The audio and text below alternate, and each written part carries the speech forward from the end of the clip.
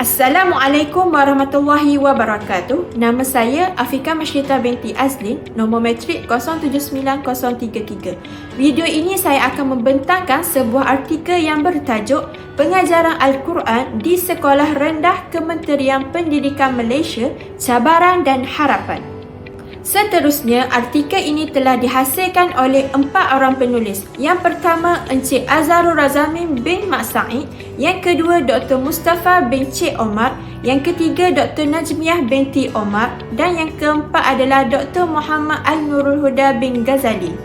Artikel ini telah diterbitkan oleh International Journal of Al-Quran and Knowledge atau singkatannya adalah IJQK di bawah College Al-Quran Terengganu KQT. Artikel ini juga telah diterbitkan pada 1 Jun 2023. Pengenalan kajian. Pengajaran Al-Quran di Sekolah Rendah Kementerian Pendidikan Malaysia KPM merupakan aspek penting dalam pendidikan agama negara. Ia melibatkan penyampaian nilai-nilai agama dan pemahaman terhadap teks suci kepada pelajar. Namun, terdapat cabaran yang dihadapi oleh guru dan pentadbir sekolah dalam melaksanakan pengajaran Al-Quran di sekolah rendah di bawah KPM. Tujuan kajian ini adalah untuk menjelaskan cabaran dan harapan dalam pengajaran Al-Quran di sekolah rendah KPM melalui pendekatan konseptual. Terdapat 5 objektif kajian ini dilaksanakan. Yang pertama, untuk mengenal pasti cabaran utama yang dihadapi dalam pengajaran Al-Quran di sekolah rendah KPM. Yang kedua, untuk mengkaji tahap kesedaran dan pemahaman tentang pentingnya pengajaran Al-Quran di kalangan pentadbir, guru dan masyarakat. Yang ketiga, untuk meneroka harapan-harapan yang berkaitan dengan pemerkasaan guru Al-Quran melalui latihan dan kursus yang berkualiti. Yang keempat, untuk mengkaji kesan pelaksanaan integrasi pengajaran Al-Quran dengan mata pelajaran lain dalam kurikulum sekolah rendah. Yang kelima, untuk mengenal pasti langkah-langkah pemerkasaan dan penambahbaikan kualiti pengajaran Al-Quran di sekolah rendah KPM. Kaedah kajian yang digunakan adalah kaedah kualitatif di mana pengkaji ini menggunakan pendekatan kaedah konseptual. Jadi, apakah yang dimaksudkan dengan kajian konseptual? Kajian konseptual merupakan pendekatan analisis secara literatur bagi mengkaji cabaran dan harapan dalam pengajaran Al-Quran di sekolah rendah KPM. Kaedah kajian ini melibatkan 4 langkah. Yang pertama, pengumpulan bahan pustaka. Yang kedua, penyaringan dan pemilihan bahan.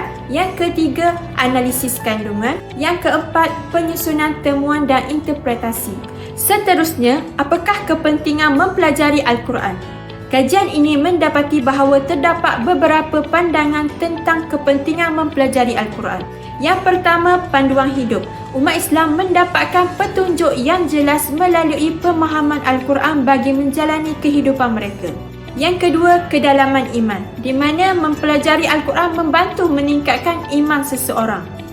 Yang ketiga, penyempurnaan perwatakan, di mana Al-Quran mendorong umat Islam untuk mengembangkan perwatakan yang mulia seperti kesabaran, keadilan, kejujuran dan kasih sayang.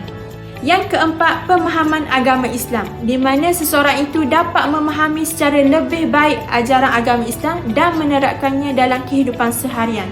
Yang kelima, perlindungan daripada kesesatan, di mana dengan memahami ayat Al-Quran, seseorang itu dapat membezakan perkara yang betul dan yang salah serta tidak terpengaruh oleh pemikiran atau ajaran yang bertentangan dengan ajaran Islam yang sebenar. Seterusnya, dapatan kajian. Terdapat beberapa perkara yang telah dibincangkan oleh pengkaji kajian ini bagi mencapai objektif kajian. Yang pertama, cabaran utama dalam pengajaran Al-Quran di sekolah rendah KPM. Jadi, apakah cabaran-cabarannya? Yang pertama, had masa pengajaran yang terhad. Guru-guru Al-Quran dihadapkan dengan jadual yang padat mengakibatkan masa yang terhad untuk menyampaikan pelajaran Al-Quran secara menyeluruh. Yang kedua, kurangnya latihan dan kecekapan guru Al-Quran. Guru-guru ini juga mungkin tidak mempunyai akses yang mencukupi kepada latihan dan kursus yang berkualiti untuk meningkatkan kemahiran pengajaran mereka. Yang ketiga, kekurangan sumber pengajaran berkualiti, di mana buku teks dan bahan bantu mengajar yang berkualiti mungkin terhad membataskan kepelbagaian sumber yang boleh digunakan oleh guru-guru dalam pengajaran Al-Quran. Yang keempat, kesedaran dan pemahaman tentang pentingnya pengajaran Al-Quran di kalangan pentadbir, guru dan masyarakat. Terdapat keperluan untuk meningkatkan kesedaran akan nilai-nilai pendidikan agama dan peranan penting pengajaran Al-Quran dalam membentuk akhlak dan pemahaman agama pelajar. Seterusnya, dapatan kajian ini juga menunjukkan bahawa terdapat tahap kesedaran dan pemahaman yang berbeza dalam kalangan pentadbir sekolah, guru dan masyarakat tentang pentingnya pengajaran Al-Quran, di mana pentadbir sekolah dan guru-guru berpendapat bahawa pengajaran Al-Quran ini memainkan peranan yang penting dalam membentuk akhlak dan moral pelajar serta memperkukuhkan identiti agama mereka. Akan tetapi, terdapat variasi tahap kesedaran dan pemahaman tentang pentingnya pengajaran Al-Quran dalam kalangan masyarakat.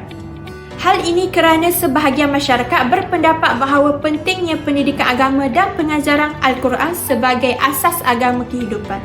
Namun, terdapat juga sebahagian yang kurang peka dan kurang memahami nilai-nilai yang terkandung dalam Al-Quran. Kemudian, dapatan kajian yang ketiga dan yang kelima saya sekalikan kerana ia lebih kurang sama. Maka, dapatan kajian ini juga menunjukkan bahawa terdapat beberapa harapan dan langkah dalam pemerkasaan dan penambahbaikan kualiti pengajaran Al-Quran di sekolah rendah KPM. Yang pertama, guru-guru Al-Quran mengharapkan akses kepada latihan yang menyeluruh dan berkualiti. Hal ini dapat meningkatkan kecekapan dan keberkesanan dalam mengajar Al-Quran. Yang kedua, guru-guru ini juga mengharapkan program pemerkasaan guru Al-Quran yang berterusan.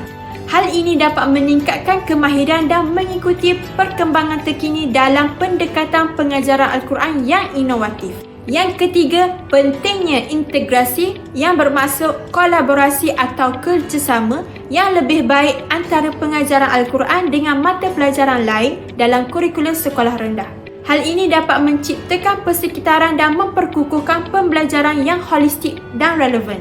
Yang keempat, pentingnya menyediakan sumber pengajaran Al-Quran yang mencukupi dan berkualiti, di mana buku teks dan bahan bantu mengajar yang relevan dan berkualiti perlu disediakan kepada guru-guru Al-Quran. Seterusnya, dapatan kajian menunjukkan bahawa terdapat kesan terhadap pelaksanaan integrasi pengajaran Al-Quran dengan mata pelajaran lain dalam kurikulum sekolah rendah.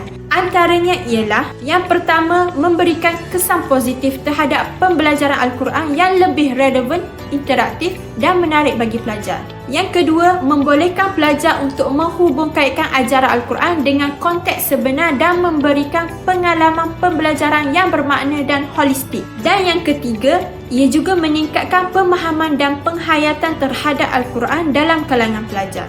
Berdasarkan kajian artikel ini, saya dapat simpulkan bahawa terdapat beberapa cabaran yang dihadapi oleh guru dan pihak pentadbir sekolah dalam melaksanakan pengajaran Al-Quran di sekolah rendah KPM. Namun begitu, harapan dan langkah pemerkasaan dan penambahbaikan yang dicadangkan oleh pengkaji kajian ini perlu dilaksanakan bagi meningkatkan kualiti pengajaran Al-Quran di sekolah rendah KPM. Oleh itu, kerjasama dan sokongan yang berterusan antara KPM, guru, pentadbir sekolah dan ibu bapa memainkan peranan yang penting dalam menangani cabaran pengajaran Al-Quran di sekolah rendah KPM. Hal ini juga dapat meningkatkan kualiti pengajaran Al-Quran ke arah yang lebih baik. Jadi, sekiranya saudara dan saudari ada sebarang komen dan pertanyaan, bolehlah ajukan persoalan tersebut pada ruangan komen di bawah. Sekian, terima kasih.